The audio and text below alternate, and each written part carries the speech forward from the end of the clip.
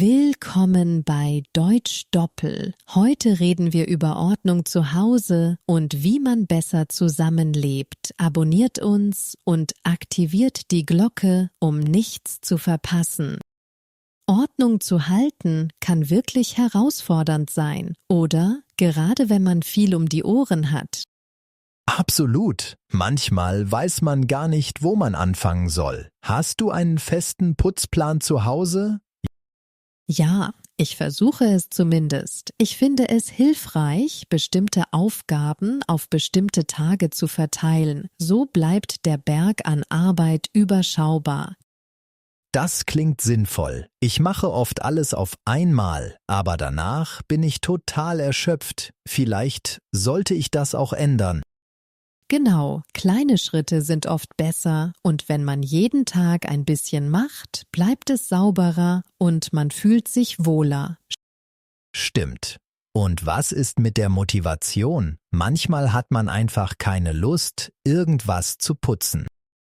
Da hilft es mir, Musik anzumachen. Ein guter Song kann Wunder wirken und die Arbeit geht schneller von der Hand. Gute Idee. Ich habe auch schon mal gehört, dass es hilft, sich kleine Belohnungen zu setzen. Zum Beispiel nach dem Putzen einen Kaffee genießen. Ja, das ist ein guter Anreiz und manchmal ist es auch hilfreich, sich daran zu erinnern, wie gut es sich anfühlt, wenn alles sauber ist. Absolut. Ich finde auch, dass es einfacher wird, wenn man nicht alles alleine macht. Wenn jeder im Haushalt mithilft, ist es viel weniger stressig. Ganz genau, Teamarbeit macht vieles leichter und oft merkt man, dass man schneller fertig ist, als man dachte. Und wie hältst du es mit der Ordnung? Ich meine, aufräumen ist ja auch wichtig, damit es nicht chaotisch wird. Ich versuche, alles gleich wieder an seinen Platz zu legen. Das spart am Ende viel Zeit, aber es klappt nicht immer perfekt. Ja, das kenne ich. Manchmal stapeln sich einfach die Sachen. Aber ich habe gelernt, dass weniger oft mehr ist. Richtig, unnötige Dinge loszuwerden, macht es viel einfacher, Ordnung zu halten. Aber das Aussortieren fällt manchmal schwer. Auf jeden Fall. Ich überlege dann oft, wann ich etwas zuletzt benutzt habe. Wenn es länger her ist, kommt es weg. Das ist eine gute Strategie und letztendlich fühlt man sich in einem aufgeräumten Zuhause viel wohler. Genau. Und man spart Zeit, weil man nicht ständig nach Sachen suchen muss. Das ist ein großer Vorteil. Ja, und man kann sich besser entspannen, wenn alles seinen Platz hat. Das macht wirklich einen Unterschied im Alltag. Ordnung und Sauberkeit tragen wirklich viel zum Wohlbefinden bei. Es macht einfach Freude, in einem schönen Umfeld zu leben. Die Aufgaben im Haushalt zu verteilen, ist wirklich wichtig. Jeder kann etwas beitragen und es wird für alle einfacher. Absolut. Wenn jeder genau weiß, was zu tun ist, läuft alles viel reibungsloser. Welche Aufgaben gibt es denn bei dir zu Hause? Bei uns kümmert sich jeder um etwas anderes. Ich mache oft die Küche sauber, während jemand anders staubsaugt oder den Müll rausbringt. Das klingt gut. Bei uns ist es ähnlich.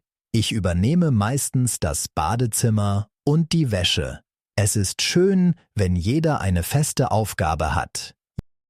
Ja, das finde ich auch. So muss keiner alles allein machen und man kann sich auf seine Aufgaben konzentrieren.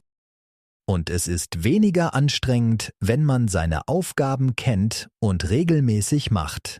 Dann sammelt sich nicht so viel an. Genau, manchmal wechseln wir auch die Aufgaben, damit es nicht langweilig wird, dann gibt es immer wieder Abwechslung. Gute Idee. So lernt man auch alles im Haushalt und jeder kann alles übernehmen, wenn es nötig ist. Wie klappt das bei euch mit dem Einkaufen? Wir haben eine Liste, die wir gemeinsam führen. Wenn jemand etwas braucht, wird es eingetragen. Dann kann der Nächste, der einkauft, alles besorgen. Das ist praktisch. So vergisst man nichts und es gibt keine doppelten Einkäufe. Und wie sieht es mit dem Kochen aus? Wir wechseln uns ab. Manchmal kocht einer, manchmal helfen alle zusammen. Das macht Spaß und das Essen schmeckt besser, wenn man es zusammen vorbereitet. Das stimmt und das gemeinsame Kochen kann wirklich Spaß machen. Es ist eine schöne Gelegenheit, zusammen Zeit zu verbringen. Ja, und jeder kann seine Lieblingsrezepte einbringen, so bleibt es abwechslungsreich und alle sind zufrieden. Das klingt super. Und wie motiviert ihr euch, wenn mal keiner Lust auf Hausarbeit hat? Wir versuchen, die Aufgaben gemeinsam zu erledigen und danach etwas Schönes zu machen, wie einen Film schauen oder spazieren gehen. Das finde ich eine gute Idee. Eine kleine Belohnung nach der Arbeit kann wirklich motivierend sein. Ja, und zusammen geht alles schneller. Manchmal hilft es auch, einfach anzufangen, dann kommt die Motivation von selbst. Ganz genau. Oft ist der Anfang das Schwerste. Wenn man erstmal dabei ist, merkt man, dass es gar nicht so schlimm ist. Absolut. Und wenn man sich gegenseitig unterstützt, ist alles nur halb so schlimm. Das stimmt. Und es ist toll, wenn am Ende alles sauber und ordentlich ist. Das gibt ein gutes Gefühl. Auf jeden Fall. Und wenn man die Aufgaben verteilt, bleibt mehr Zeit für die Dinge, die wirklich Spaß machen. Ja, und man kann die Freizeit viel mehr genießen, wenn der Haushalt läuft. Das entspannt ungemein. Weißt du, was manchmal eine Herausforderung sein kann? Das Zusammenleben mit Nachbarn. Jeder hat andere Vorstellungen von Ordnung und Ruhe. Ja, das stimmt. Manche Nachbarn sind super freundlich und mit anderen gibt es immer wieder kleine Probleme. Es kommt wirklich darauf an, wie man miteinander umgeht. Genau, es hilft oft, einfach mal miteinander zu sprechen, wenn etwas stört. Meistens kann man kleine Missverständnisse so schnell klären. Absolut. Ein kurzer Plausch im Treppenhaus kann Wunder wirken. Und manchmal merkt man, dass die Nachbarn ähnliche Interessen haben. Ja, das kann richtig nett sein, aber es gibt auch Zeiten, in denen man einfach seine Ruhe möchte. Da sind klare Regeln hilfreich, zum Beispiel, wann es leise sein sollte.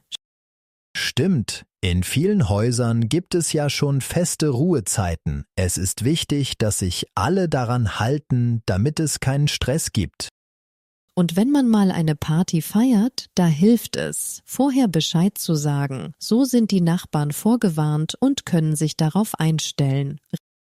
Richtig. Und wer weiß, vielleicht kommen Sie sogar gerne vorbei. So eine Einladung kann den Kontakt verbessern und Missverständnisse vermeiden. Ja, das stimmt. Und wenn man mal Hilfe braucht, ist es schön, wenn man sich auf die Nachbarn verlassen kann. Ein gutes Verhältnis ist da wirklich wertvoll. Genau. Einmal hat mir ein Nachbar geholfen, als ich den Schlüssel vergessen hatte. Das zeigt, wie wichtig ein gutes Miteinander ist. Solche Erlebnisse stärken das Gemeinschaftsgefühl. Es ist einfach schön zu wissen, dass man nicht allein ist. Auf jeden Fall. Und wenn man sich regelmäßig sieht, zum Beispiel im Garten oder im Hof, entstehen oft nette Gespräche. Ja, das schafft eine angenehme Atmosphäre und manchmal ergeben sich daraus sogar Freundschaften, die über die Nachbarschaft hinausgehen. Das ist schön. Manchmal braucht es nur einen kleinen Anstoß, um ins Gespräch zu kommen. Ein Lächeln oder ein kurzer Gruß kann viel bewirken. Und wenn mal etwas nicht passt, hilft es oft, ruhig darüber zu sprechen. So kann man Lösungen finden, ohne dass es zu Streit kommt. Genau. Verständnis und Geduld sind wichtig. Nicht jeder hat die gleichen Gewohnheiten oder Erwartungen. Und das muss man akzeptieren. Richtig. Und wenn man offen bleibt, kann man viel voneinander lernen. Das macht das Zusammenleben interessanter und angenehmer. Ja, Und es ist immer gut, wenn man die Nachbarn kennt. Manchmal braucht man ja auch jemanden, der die Blumen gießt oder die Post holt. Das stimmt. Kleine Gesten der Freundlichkeit machen viel aus und sie können den Alltag für alle ein bisschen schöner machen. Ja, und letztlich wollen doch alle einfach nur ein friedliches und harmonisches Zusammenleben. Das ist das Wichtigste. Wenn es um Probleme im Alltag geht, ist es wichtig, ruhig zu bleiben. Ein Gespräch kann viele Missverständnisse klären, bevor sie zu großen Konflikten werden. Absolut. Oft hilft schon ein offenes Gespräch, um die Situation zu entspannen. Manchmal merkt man erst im Gespräch, warum etwas schiefgelaufen ist. Genau, und es ist wichtig, die richtige Zeit und den richtigen Ort für solche Gespräche zu finden. Niemand hört gerne Kritik, wenn er gestresst ist. Das stimmt. Vielleicht sollte man das Gespräch beginnen, indem man seine eigene Sicht erklärt, ohne gleich Vorwürfe zu machen. Ja, Formulierungen wie „Ich fühle mich“ oder „Mir ist aufgefallen, dass“ sind hilfreich. So bleibt das Gespräch offen und freundlich. Und wenn das Gegenüber spricht, ist Zuhören genauso wichtig. Viele Probleme entstehen, weil man nicht richtig zuhört. Richtig. Manchmal hilft es, das Gehörte zu wiederholen, um sicherzugehen, dass man alles richtig verstanden hat. Das zeigt auch, dass man interessiert ist. Eine ruhige Stimme kann ebenfalls helfen. Wenn der Ton freundlich bleibt, fühlt sich niemand angegriffen und das Gespräch bleibt konstruktiv. Man sollte auch bereit sein, Kompromisse zu finden. Das Zusammenleben bedeutet oft, dass man eine Lösung sucht, die für alle passt. Ja, manchmal reicht ein kleiner Schritt, um die Situation zu verbessern. Und wenn beide Seiten etwas nachgeben, kann das viel bewirken. Wichtig ist auch, dass man das Thema nicht unnötig in die Länge zieht. Manchmal hilft es, nach einer Lösung einfach loszulassen. Genau. Und wenn es wirklich mal schwierig wird, kann man eine Pause machen und später weiterreden, wenn die Gemüter sich beruhigt haben. Manchmal hilft es auch, sich auf das Positive zu konzentrieren. Ein Kompliment kann ein guter Start für ein schwieriges Gespräch sein. Ja, und man sollte immer im Hinterkopf behalten, dass jeder seine eigenen Herausforderungen hat. Ein bisschen Empathie kann viel ausmachen. Ein gutes Miteinander kann den Alltag sehr erleichtern und oft sind es die kleinen Gesten, die den Unterschied machen. Richtig. Und wenn man mal nicht alleine weiterkommt, kann es helfen, eine neutrale Person um Rat zu fragen.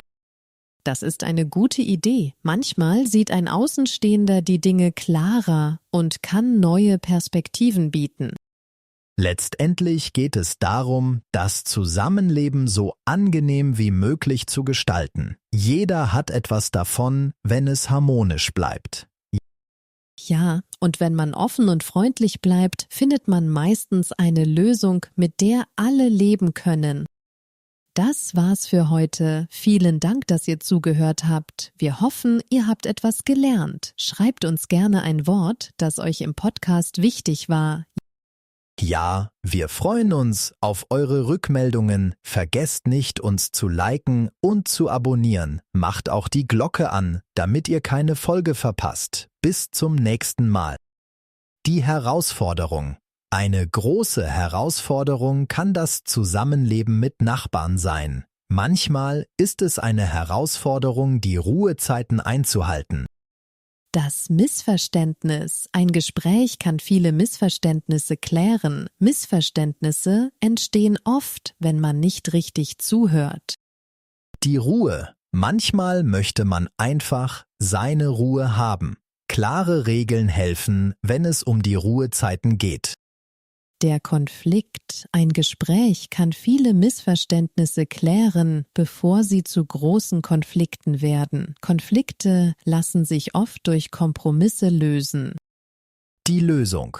Manchmal hilft es, nach einer Lösung einfach loszulassen.